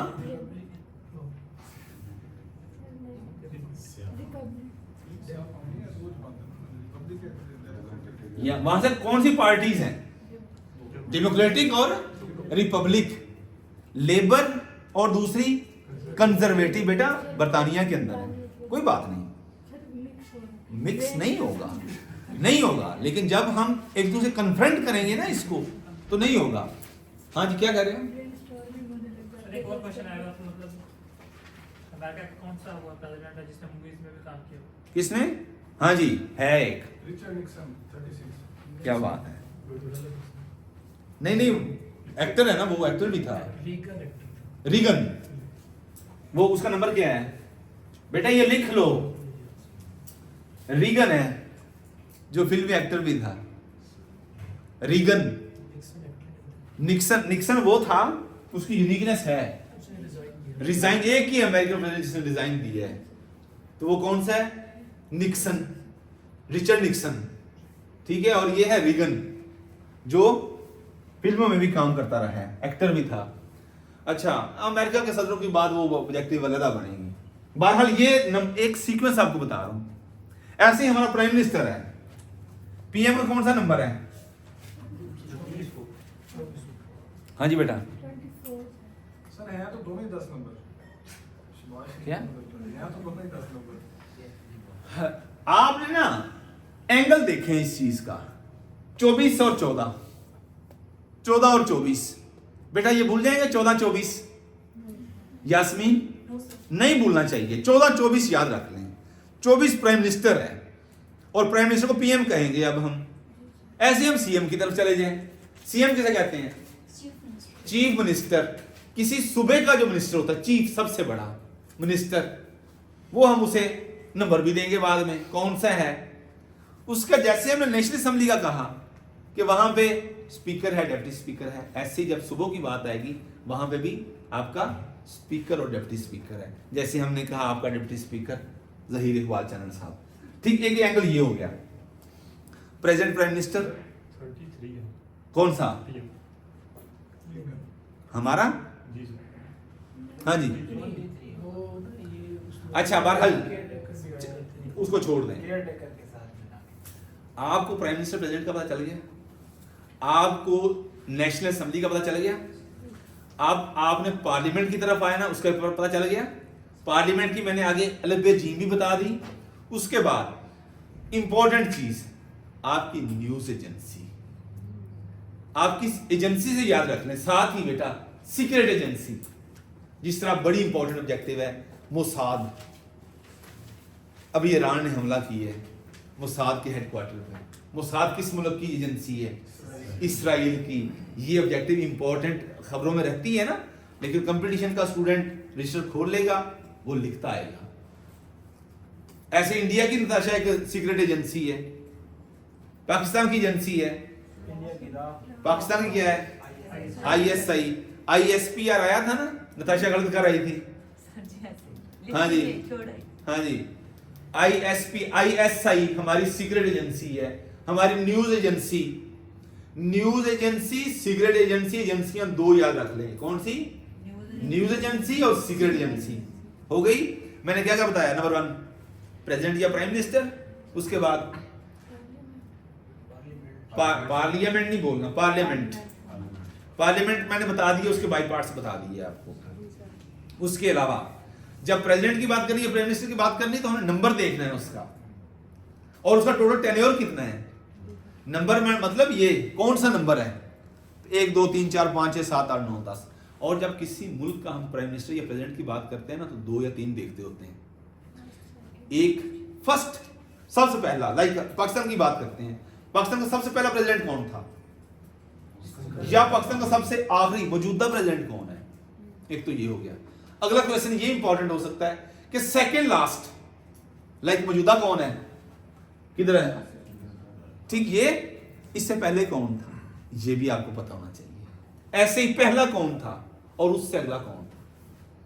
ये 2 चीजें मैं आपको डायमेंशन अभी दे रहा हूं सिर्फ।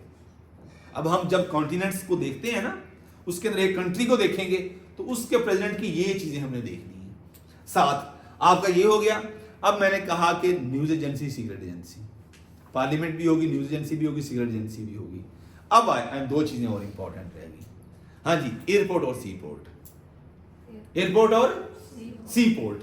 जब हम सी पोर्ट की बात करते हैं, आज मैं किसकी पोर्ट, मैं ब्राजील के अंदर देख रहा था, उसकी एक पोर्ट सिर्फ कॉफी के लिए है, सेंटोस। बहुत इंपॉर्टेंट ऑब्जेक्टिव है सेंटोस, SANTOS।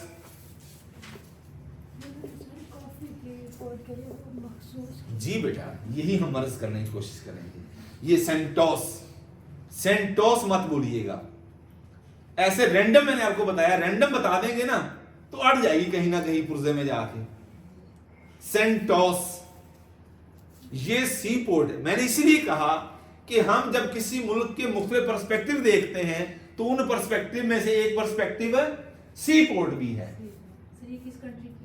ये बेटा ब्राजील की है। दुनिया के अंदर ब्राजील कॉफी पैदा करने वाला सबसे बड़ा मुल्क है, और पिछले 150 साल से ये कॉफी प्रोड्यूस कर रहा है। इतनी काफी है कि उसने अपनी एक पोर्ट को स्पेसिफाई कर दिया है।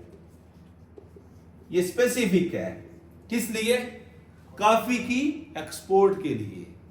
उसका नाम क्या है, सेंटो।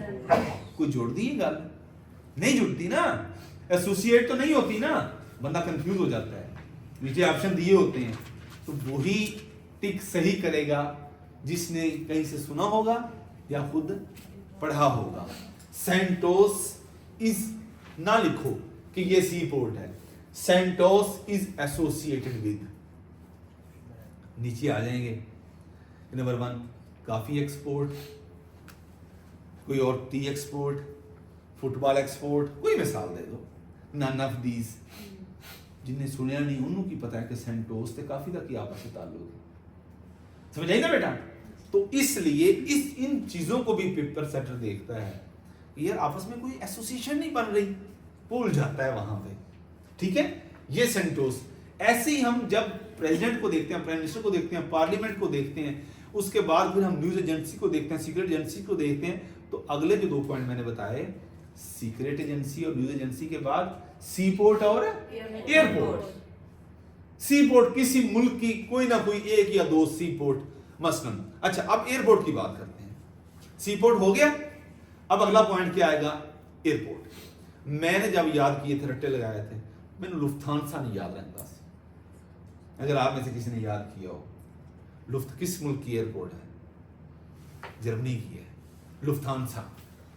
ठीक, एक बात कर रहा हूं, ऐसे हमने जैसे प्रेसिडेंट प्राइम मिनिस्टर याद किए हैं, ऐसे ही हमने सी पोर्ट और एयरपोर्ट को भी देखना है। अच्छा, ये चीजें क्लियर हो गई। अब हम ये चीजें देख ली, अब हम फिर देखेंगे कि इस मुल्क की कोई हिस्टोरिकल पर्सनैलिटी है। लाइक पाकिस्तान की बात करें, पाकिस्तान के अंदर हिस्टोरिकल पर्सनैलिटी और इंटरनेशनल लेवल की देखें तो कौन कौन सी आती है माइंड में? वेरी गुड बेटा, माइंड अप्लाई करें ना, ब्रेन स्टॉर्मिंग करें। हाँ, डॉक्टर अब्दुल सलाम, अब्दुल सत्तार, डॉक्टर अब्दुल कदीर खान। बेटा आपको बोली सी ना बेटा, पाकिस्तान की बात करनी है, कोई बात नहीं, पाकिस्तान के अंदर बेटा आप बताएं। हाँ ठीक है, बेनजीर भुट्टो बड़ा नाम है, मुस्लिम दुनिया की पहली प्राइम मिनिस्टर, मुस्लिम दुनिया की। हाँ जी, 15 नाइकी अदरवाइज। हाँ जी, मुस्लिम दुनिया। आपको एंगल समझ आया कि इस मुल्क की, लाइक हम अर्जेंटीना की बात करेंगे अभी साउथ अमेरिका के अंदर, ये ऑब्जेक्टिव आई हुई है कि चे गुवेरा एक बड़ा इनकलाबी बंदा था। उसने पार्लियामेंट में सबसे मुख्तसर तकरीर की थी। यस यूनाइटेड नेशन जी, पाकिस्तान में भी वो आया है। ची ये आ जाता है कि Che Guevara belongs to which country, basically he belongs to which country, कि बुनियादी तौर पर इसका किस कंट्री से ताल्लुक है, तो वो कौन सा मुल्क है? अर्जेंटीना से। ऐसे ही हम जब किसी मुल्क को देखते हैं तो वहां की पर्सन को देखते हैं कि वहां का ये जो है ना नुमाइंदा, ये ज्यादा इंपॉर्टेंट है। ठीक, अब इंटरनेशनल पर्सनैलिटी होगी, अब उस इंटरनेशनल पर्सनैलिटी का वो काम शाम होगा तो वो देख लेंगे। अब उस मुल्क ने किसी भी इंटरनेशनल गेम के अंदर कोई रोल प्ले किया हो। जब मैंने साउथ अमेरिका को देखा तो मुझे साउथ अमेरिका के अंदर फुटबॉल छाया हुआ नजर आया। दुनिया के अंदर सबसे पहला वर्ल्ड कप किस कंट्री में हुआ? Football, FIFA. फीफा पता किसे कहते हैं? Football international federation association, FIFA. ठीक, उसका यानी फीफा के अंदर जिस तरह है ना, ये आईसीसी क्रिकेट को देख रहा है और फीफा किसको देखता है? फुटबॉल को देखता है। अब फीफा के अंदर यानी फुटबॉल का जो पहला इंटरनेशनल वर्ल्ड कप हुआ किस मुल्क में हुआ? यूराग्वे में हुआ। यूराग्वे किस कॉन्टिनेंट के अंदर है? साउथ अमेरिका के अंदर है। फिर कब हुआ? 1930 में हुआ। किसने जीता? उसी ने जीता जिस कंट्री के अंदर हुआ। हाँ जी, अर्जेंटीना। साथ ही उसके क्या छाया हुआ है, अभी हम बनाते हैं नक्शा। तो मेरा ख्याल है कि ये इंपॉर्टेंट है, यानी किसी गेम में उसने कोई नाम मनवाया हो अपनी काबिलियत सलाहियत का। ये कौन मुझे बताएगा कि ये सब पर्सपेक्टिव्स हैं किसी कंट्री, जब हमने तैयारी करनी है तो ये चीजें हमारे माइंड में पीपीएससी के अप्रोच के मुताबिक होनी चाहिए। अच्छा, जब पार्लियामेंट की बात की थी ना, ये भी क्वेश्चन आता है कि ये कौन सी पार्लियामेंट है? सकलैन बताएगा कि मौजूदा पार्लियामेंट कौन सी पार्लियामेंट है? जी, पाकिस्तान में 16वीं 16 लिख लो। ये अब करंट अफेयर भी तैयार हो रहा है, ये जनरल नॉलेज भी तैयार हो रहा है। ये आपकी कौन सी पार्लियामेंट है? 16। ऐसे ही आपने हर कंट्री की पार्लियामेंट का नंबर देना है कि कौन सी पार्लियामेंट है। मेरा ख्याल है कि यही चीजें होती हैं। Yes, very good. करेंसी, कि किस मुल्क की करेंसी कौन सी है? तो वो डॉलर है ना, रियाल है ना। एक रियाल वर्ड है, RE रियल वर्ड भी है। एक रुपया है, एक रुपया भी है। दुनिया के अंदर 7 मुल्क मैंने निकाले हैं जिसकी करेंसी क्या है? रुपया। हाँ जी, उस यही पाकिस्तान को भी उसमें मिला लो, 7 मिलता जुलता 7 कंट्रीज हैं वो। ऐसे ही डॉलर है, ऐसे ही रियाल है, ऐसे ही दिनार है, ऐसे ही दिरहम है और यूरो। ये हमने इस मुल्क के साथ भी इसको एसोसिएट रखना है। ये 8 9 10 अभी सोच लो, मैं भी पूछता हूं किसी एक से।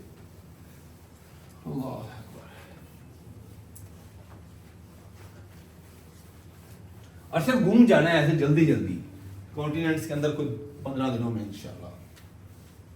और वही तैयार रख सकेगा जिसने डेली बेसिस पे चीजों को तैयार किया।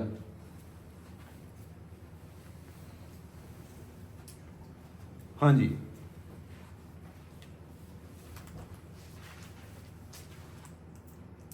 ये मैं बनाऊंगा ना, ये 60 to 75% मैप ये ठीक हो सकता है।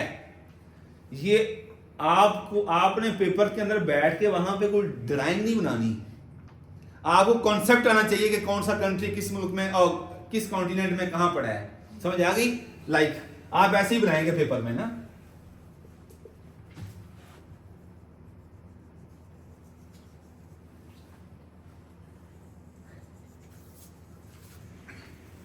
ठीक है, बना लेंगे ना नादिया सुल्ताना, ठीक है।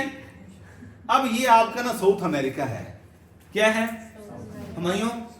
हमायूं अब 12 कंट्रीज, कोई ज्यादा कंट्रीज बेटा नहीं है, थोड़ी दिलचस्पी चाहिए आपको। लोकेशन 250 पैसा लेक्चर लिया आपने, को बताएंगे ना मुझे कौन सा कंट्री कहां पड़ा है? आप मैंने माफ कर दो, आपको मैंने माफ कर दो, किसी और से नजर ले जाओ, ठीक है बेटा, कोई मसला नहीं है, इसको समझने की जरा कोशिश करना। नॉर्थ अमेरिका का पता लग गया। अच्छा, सबसे पहले मैंने कहा था कि आपने कोई भी मैप बनाना है ना, कोई भी मैप, तो आपने सबसे पहले डायरेक्शंस को सेट कर लेना है। इसको नीचे नजर नहीं आ रहा, चलो इसको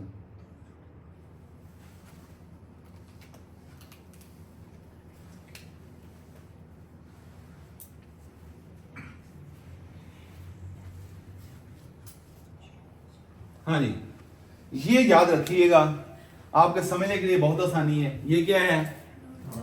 नॉर्थ। ये क्या है? ये साइड रखनी याद, आपकी राइट साइड है, मशरिक है ना, बिल्कुल ठीक है। लेकिन ना मशरिक है ना, मशरिक से उभरता हुआ सूरज देख, अल्लामा इकबाल कहते हैं ना, तो मशरिक, सूरज हमेशा मशरिक से उठा, हम मशरकी लोग हैं ना, ये याद रख लीजिएगा। आपके राइट साइड पे क्या है? मशरिक है। ऐसे खड़े होना तो आपने राइट साइड पे हमेशा मशरिक बनाना है। तो मैंने कहा था कि जब हमने कोई भी कॉन्टिनेंट या कंट्री देखना है तो हमने सबसे पहले ये अपने माइंड में ये बना लेना है।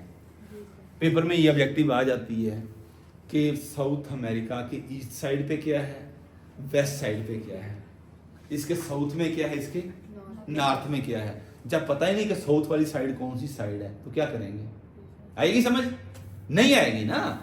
अब ये देखें, मैं साउथ की बात कर रहा हूं, ये साउथ बना, नॉर्थ ये है, ईस्ट ये है, वेस्ट ये है।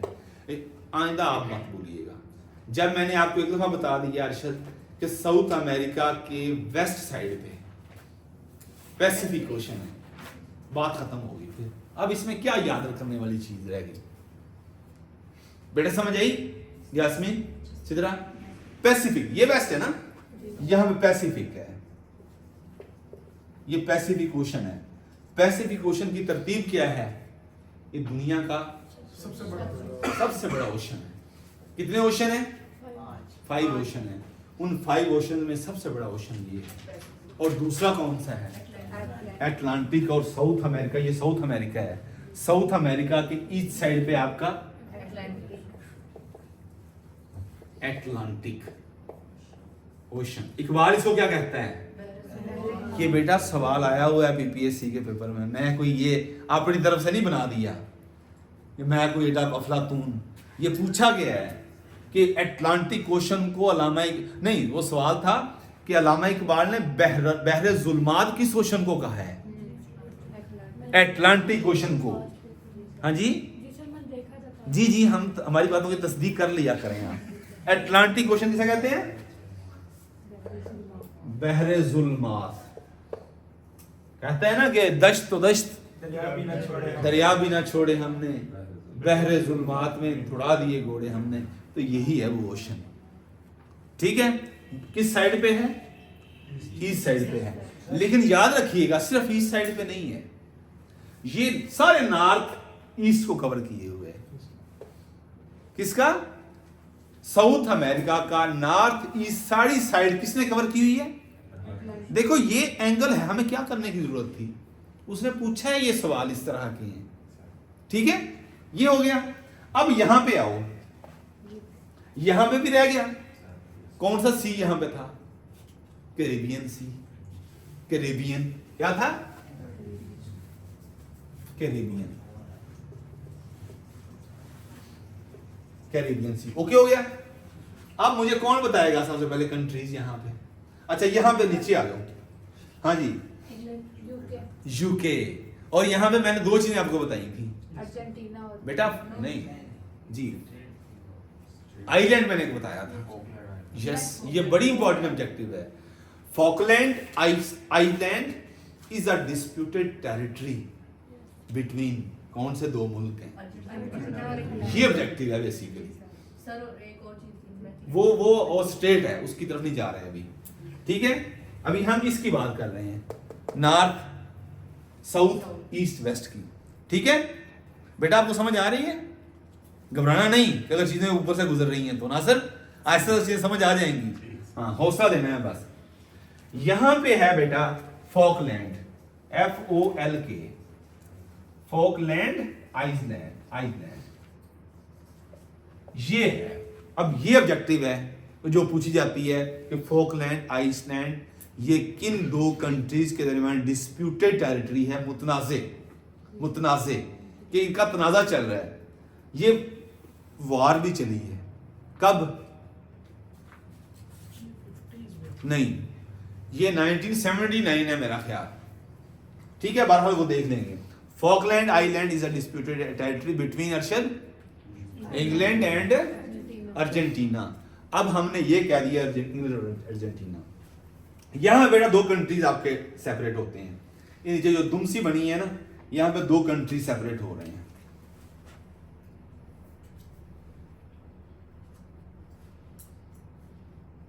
हाँ जी, ठीक है। कौन से कंट्रीज हैं? Argentina, Chile. यहां पे इसको ऐसे कर लेना। हाँ जी, ये आपका कौन सा कंट्री है और ये? अब मैं आपको एक चीज बताने लगा जो हमें भूलनी नहीं है।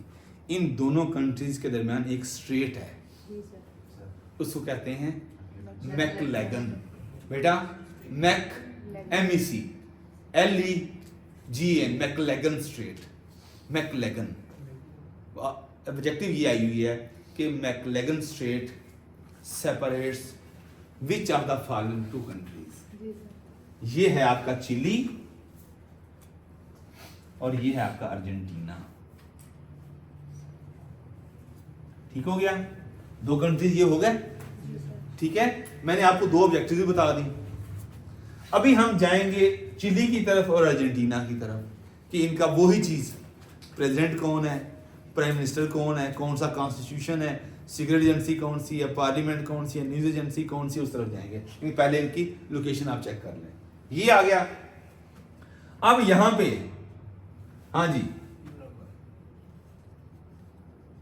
यूराग्वे, इसके साथ ही आप इसका बना दें पैराग्वे। यहां पे बोलीविया, बोलीविया तो बहुत बड़ा है। इसको किसके साथ टच करेंगे? पेरू के साथ। पेरू, लीमा, ठीक है, लीमा। ये आपका पेरू, ये आपका बोलीविया, ये आपका पैराग्वे, ये आपका यूराग्वे। बेटा याद रह जाएगा। सुनो, चिली, अर्जेंटीना, ये आपका यूराग्वे, पैराग्वे, बोलीविया। बोलीविया क्या है? बोलीविया। ये पेरू। कितने कंट्रीज हो गए? 5-6। यूराग्वे, पैराग्वे, बोलीविया, पेरू। 1 2 3 4 5 6, ठीक है। अब यहां पे आपका क्या आ गया? एक्वाडोर, ठीक है। एक्वाडोर, और बल्कि इसको ऊंचा करो थोड़ा सा। ये आपका एक्वाडोर, और साथ ही आपके यहां पे कोलंबिया, और यहां पे बाकी सारा आपका, इसको इधर कर दें, यहां पे ये सारा कंट्री आपका, यस, ये सारा बना दिया है। बी से मैंने कहा था, बी से याद रखिएगा बेटा, बिग, बी फॉर बिग। और ब्राजील सबसे बड़ा बिग कंट्रीज आपका किसके अंदर है? साउथ अमेरिका के अंदर। और ये ऑब्जेक्टिव आई हुई है जो मैंने उस दिन बताई थी आपको। ये कितने परसेंट इसने एरिया कवर किया हुआ है? 47%। अब यहां पे आपका एक कंट्री है इंपॉर्टेंट, ठीक है, क्या है? वेनेजुएला। क्या है? वेनेजुएला।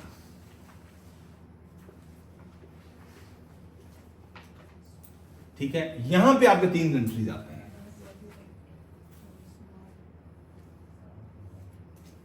आवाज ना आए यार। ये आपका है, हाँ जी, कौन बताएगा? जी बेटा, दिया ना?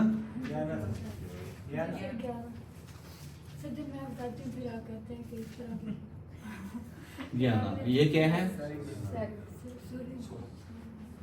ये क्या है? फ्रेंच। ज्ञाना, ठीक है। दूसरा कौन सा बताया सर? असल ज्ञाना सरीनेम, SRINAME, ठीक है, और फ्रेंच ज्ञाना। ये क्या है? गुड। ये क्या है? इसको इसके साथ लगाओ। और ये आपका ब्राजील।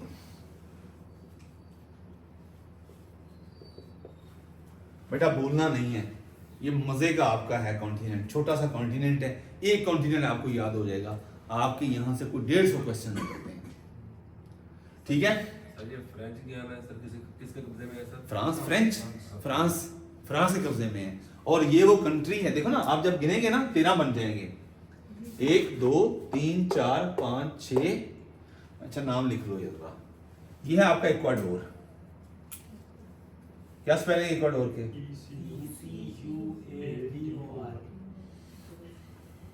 अरे तू रह गया ना, मेरे दुख होएगा। तू ना पता कितने फिरना है, तू फिर रहा है 69 to 72। तुझे चाहिए कितने? तुझे 75 चाहिए। 72 पे फिर रहा है, तुझे 75 चाहिए। और अगर ये तू 3 का हिंसा क्रॉस ना कर सका, तेरा 72 फेल है, उसका कोई फायदा नहीं है, ठीक है। ये चीजें तू तैयार किए बैठे, अब इसको पॉलिश करके थोड़ा सा डेवलप कर ले। इक्वाडोर, ये आपका कोलंबिया है, ठीक है, और ये आपका ब्राजील हो गया। इसीलिए हम कहते हैं कि ये जो आपका इक्वेटर है, ये 3 कंट्रीज बनेंगे। ये देखो ना इधर, इसको ऊपर लेके जाना। हाँ जी, इसको नीचे कर लेंगे ना। ओह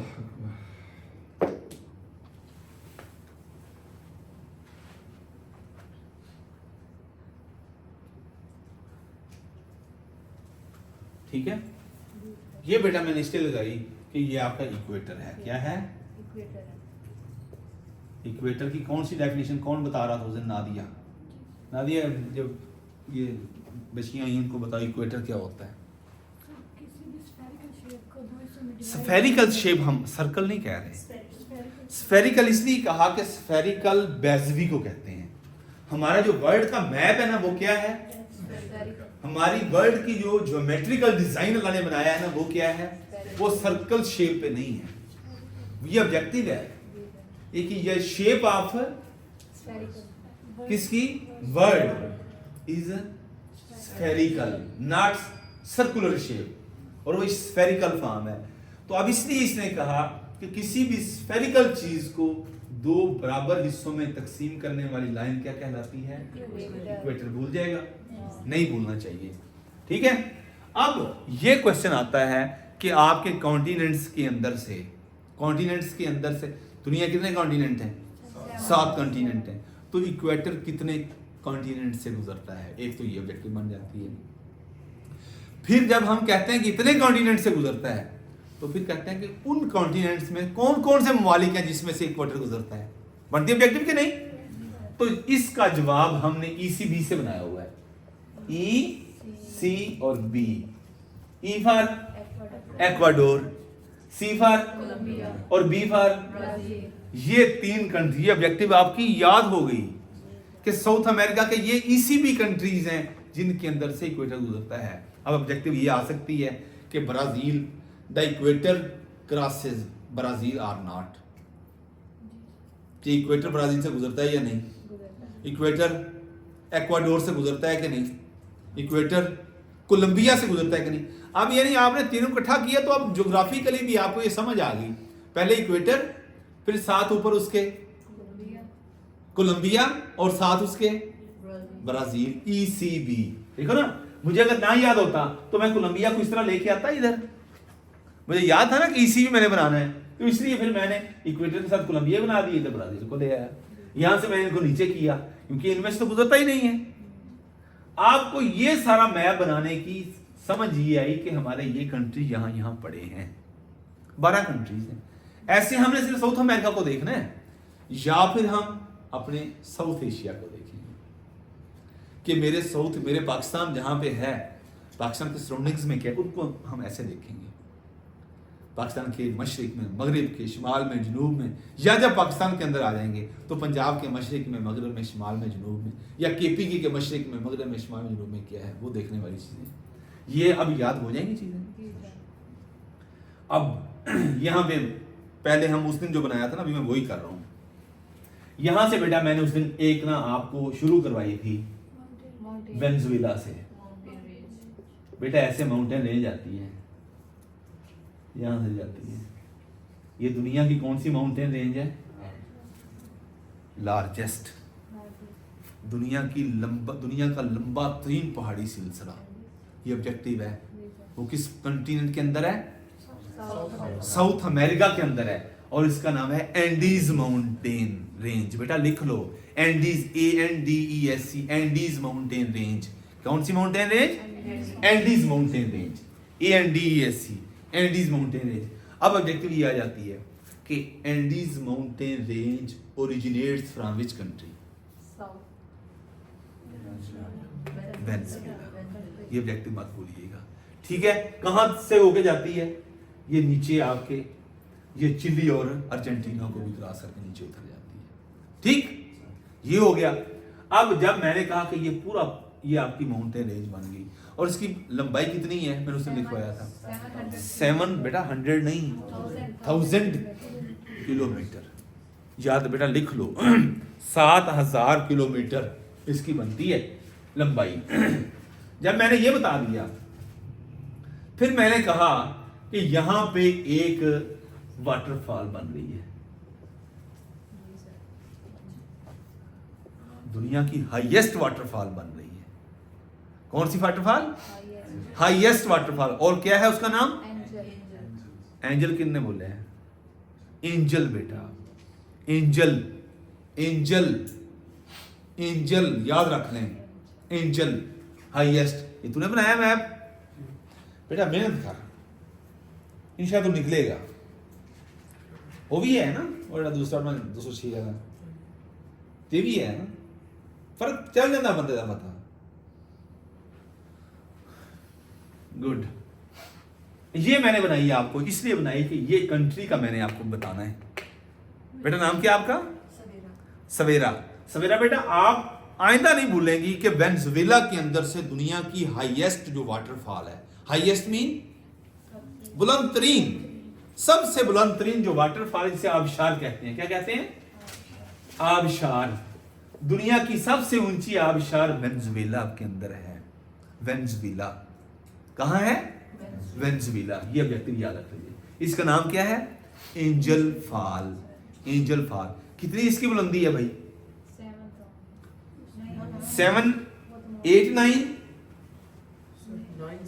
979 मीटर। कितनी? 97, याद रख लें, 979 मीटर, ठीक है? किस कंट्री से है मैंने आपको बता दिया, वेनेजुएला, ठीक है? वेनेजुएला की एक और यूनिकनेस भी मैंने उसने बताई थी कि दुनिया के अंदर लार्जेस्ट ऑयल रिजर्व। बेटा ऑयल रिजर्व से मुराद के तेल के ज़खायर सबसे ज्यादा किस कंट्री में है? वेनेजुएला। मैंने ज़खायर की बात की है, मैंने लार्जेस्ट प्रोड्यूसिंग कंट्री नहीं कहा। ऑयल प्रोड्यूस कौन सा कंट्री करता है मैंने उसकी बात नहीं की। कौन सा है? USA। ठीक है, कौन सा? यूएसए, याद रख लीजिएगा। लेकिन यहां मैं क्या बात कर रहा हूं? लार्जेस्ट ऑयल रिजर्व्स वेनेजुएला के अंदर है। और यहां का एक बड़ा जिस तरह मैंने ची गुवेरा की बात की थी, जब मैंने अर्जेंटीना की बात की, यहां की पर्सनैलिटी है, ऑब्जेक्टिव है ये आपकी, उसका नाम है होगो शावेज। होगो, क्या नाम है? होगो शावेज, ये है नाम, होगो शावेज। यस, कहां से है? यह व्यक्ति आ जाती है, किस कंट्री से अर्शद? वेनेजुएला से है। Historical personality. यस बेटा, बहुत बड़ा नाम है ये, हुगो शावेज। अच्छा जी, अब मैंने आपको एक लार्जेस्ट रेंज ही बता दी, साथ मैंने आपको क्या बता दिया? एंजल फॉल बता दी। अब एंजल फॉल के साथ देखा ना, इधर अब ठंडा मौसम बन रहा है, पानी बहुत ज्यादा बन रहा है, ये जो सारा जो एरिया बन रहा है ना, अब ये एक बहुत बड़े रिवर का बेसन बना रहा है। नहीं, अभी उसकी तरफ नहीं जाते। यहाँ पे बारिशें बहुत ज्यादा होने लग जाती हैं, जिसकी वजह से यहाँ पे आपका बहुत बड़ा फॉरेस्ट है। कनेक्ट करें चीजों को साथ साथ ना, पहाड़ी बनी, साथ वाटरफॉल बनी, उसकी वजह से यहाँ जंगल बन गया।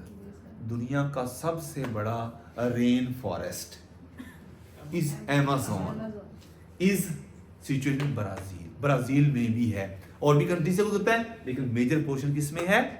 ब्राजील में। तो याद रखने वाली चीज कि ब्राजील के अंदर, साउथ अमेरिका के अंदर दुनिया का सबसे बड़ा रेन फॉरेस्ट है, और उसका नाम है अमेज़न। याद रख लें, 3 चीजें हो गई, पहाड़ी,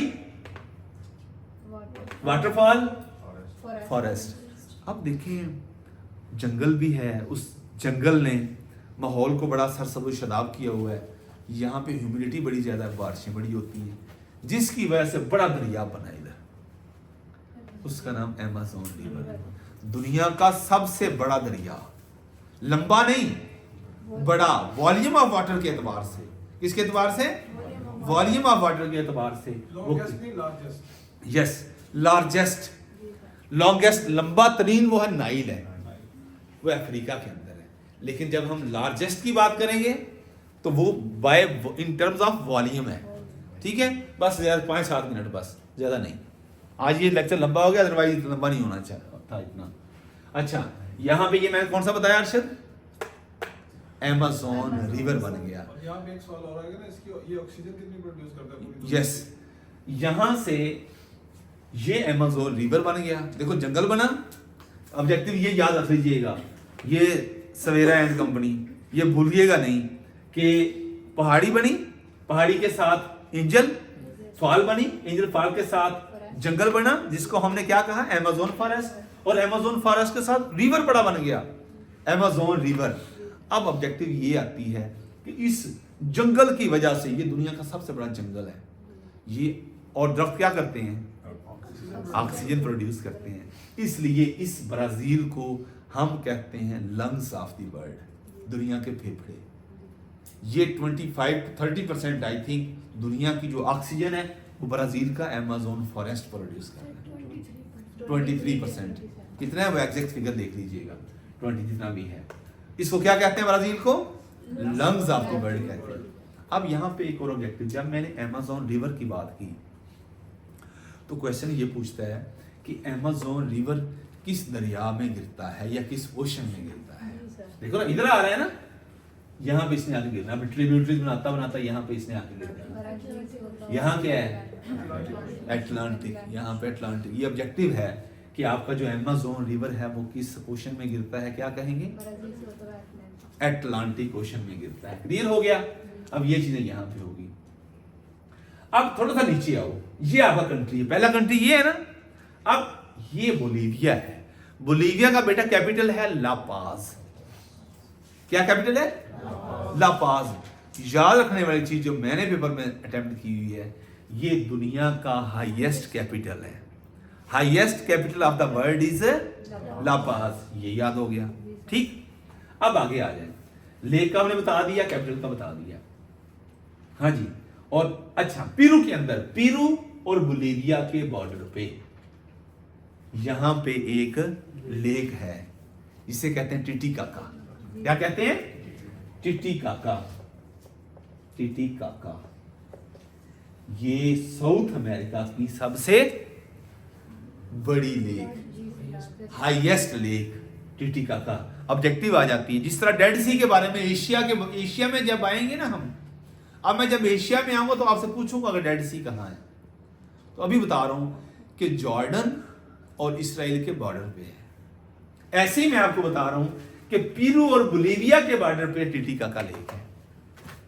मैंने दो ऑब्जेक्टिव बताई हैं आपको। जी सर। एक मैंने बताई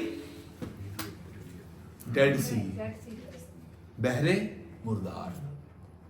किस जगह पे वाक़ है बेटा? एशिया के अंदर, इसराइल और जॉर्डन, उर्दन के बॉर्डर पे है। ऐसे ही बॉर्डर की जब बात की वहां पे डेड सी आ गया। ऑब्जेक्टिव ये भी आई हुई है, वो कहता है पेरू और बोलिविया के बॉर्डर पे आपकी टिटिकाका लेक है और ये साउथ अमेरिका की हाईएस्ट और लार्जेस्ट लेक है। क्लियर हो गया? ये चीजें आ गई। अब और कोई चीज? हाँ कॉफी और शुगर कैन का बताया। ये बेटा, कॉफी बताया था, शुगर। हाँ जी, ब्राजील का, दुनिया के अंदर सबसे ज्यादा ब्राजील कॉफी प्रोड्यूस करता है। एनाकोंडा हाँ जी, एनाकोंडा लोएस्ट बताया पॉइंट, था। किसका? हाईएस्ट और लोएस्ट पॉइंट इसका। हाँ जी, अच्छा यहाँ में है चिली के अंदर ना, एनाकोंडा। एना क्या है? एनाकोंडा सर स्नैक्स है। दुनिया का सबसे लंबा तरीन सांप जो है चिली के अंदर है और उसका नाम है एनाकोंडा। ठीक है, ऐसे अर्जेंटीना की बात की थी। अर्जेंटीना का आपने क्या कहा था? 3 दफा वर्ल्ड कप जीता हुआ है। ठीक है, ब्राजील के बारे में वर्ल्ड कप की बात करेंगे, 5 दफा। वो कौन कौन सी दफा? वो कौन? 5 दफा। ठीक है, मौजूदा चैंपियन कौन है फुटबॉल का? अर्जेंटीना 2022 में किसको हराया था? फ्रांस को, सकलैन फ्रांस को हराया था। फ्रांस का सदर आया था ना उस पे। चलो बहरहाल देख लीजिएगा बेटा, बस होगी आज इतना ही। ठीक है नासिर, बेटी को परेशान नहीं होने देना, क्योंकि पहले 2-4 दिन जो है ना अभी माहौल में वो एडजस्ट नहीं है, उसके लिए नई चीजें हैं। बेटा पहले कभी नहीं पढ़ी चीजें ये, कोई इतनी डिटेल में नहीं पढ़ी। कोई बात नहीं बेटा, ये कोई रॉकेट साइंस नहीं है। ये अगर आप देखो ना, आपकी क्या क्वालिफिकेशन बताइए आपने? BS English. तो बीएस इंग्लिश करके बंदा अच्छी नौकरी ना तो वालिदैन के दुख तो होगा। मुखलिस हो जाओ, दुरूद शरीफ नहीं छोड़ना आपने। फिर बंद कर दो यार, बाकी बाद में।